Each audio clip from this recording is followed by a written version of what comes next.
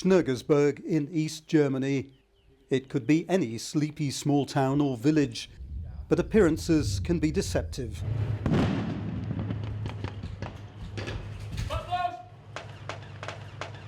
Welcome to Europe's largest urban warfare training facility, and the Royal Welsh, now the first British battle group to try it out. Preparing to be held at readiness to go anywhere in the world, and supported by Royal Tank Regiment Challenger 2s. If you didn't know it was a training area, you would have said it was a town. There's that much detail in it. It's beyond anything that I've ever seen. They've even built like a river going through it, bridges to cross. Apparently they have an underground as well, which is just fantastic. It's all buildings, some of them 6-story high, and you're looking up at these buildings, wondering if there's someone's going to be there with an anti-tank weapon. It's quite different. Schnoeggersburg covers 2.5 square miles, the newest addition to the Altmark training area north of Magdeburg, home to the German Army Combat Training Centre.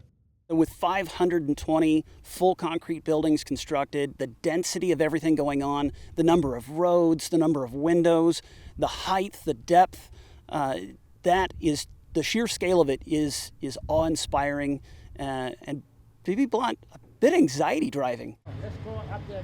The Royal Welsh Battle Group's mission has been to liberate and defend Schnoeggersburg. If you remember the television programme The Crystal Maze, it's a bit like that. Different zones with different influences which allow you to practice different things.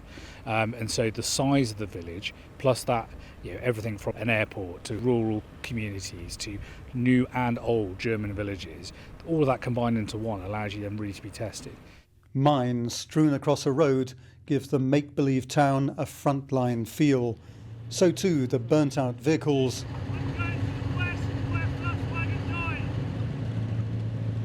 A lot of boys get all excited about getting into urban combat, close combat. Like all the adrenaline's pumping. All the boys are all G'd up for it. They just want to get stuck in. As in real combat, buildings can also be targets. Lights flashing on the structures indicating a simulated direct hit. But a state-of-the-art urban training facility isn't all that Altmark offers. Mile upon mile of open country is where Russian forces trained during the Cold War. What it's really designed for is for tanks and for armoured vehicles and for fighting as an armoured battle group, which, being our business, it makes it really, really good. It's vast. It's a huge area. Every time you think you're going to come to the boundary, there's more to keep going. There always seems to be an enemy where you're not expecting them. Altmark has its own permanently based enemy force. The fully equipped armoured infantry company includes formidable Leopard 2 tanks. An enemy usually invisible to the Royal Welsh battle group.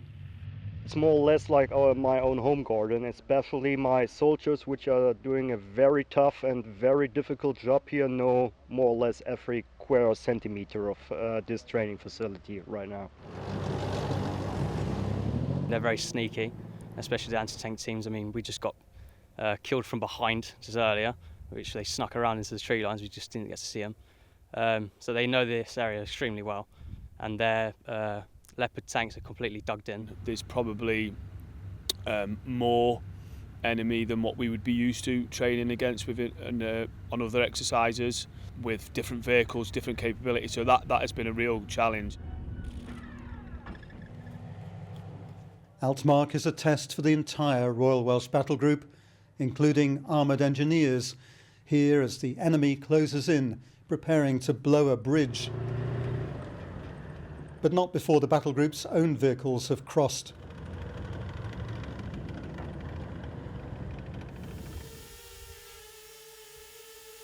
It's a chance too for Royal Welsh reconnaissance troops to test new surveillance drones, a rapidly growing feature of modern warfare. And nearly 2 weeks of intensive training can take its toll on vehicles.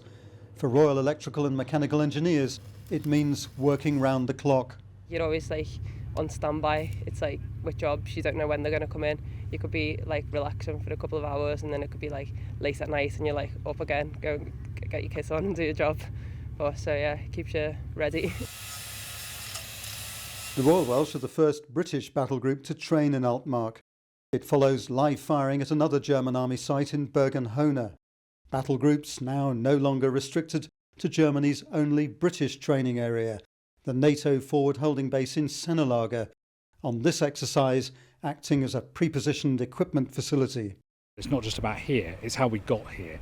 And so staging through Sennelager, the NATO forward holding base there, bringing the battle group from the UK to there, issuing them their kit and their equipment, moving them across to the other side of Germany, putting them through a mission set of nearly 2 weeks, and then returning them, which will be the next phase, is a really, really good, demanding test for a battle group that will be held at readiness.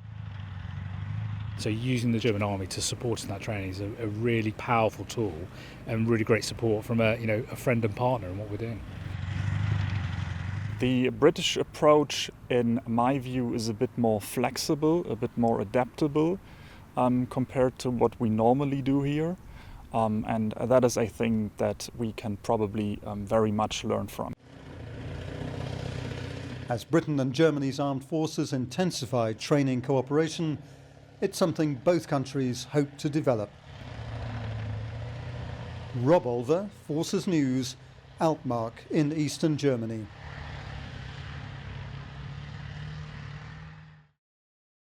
Thanks for watching. For more from Forces News, like and subscribe to our channel.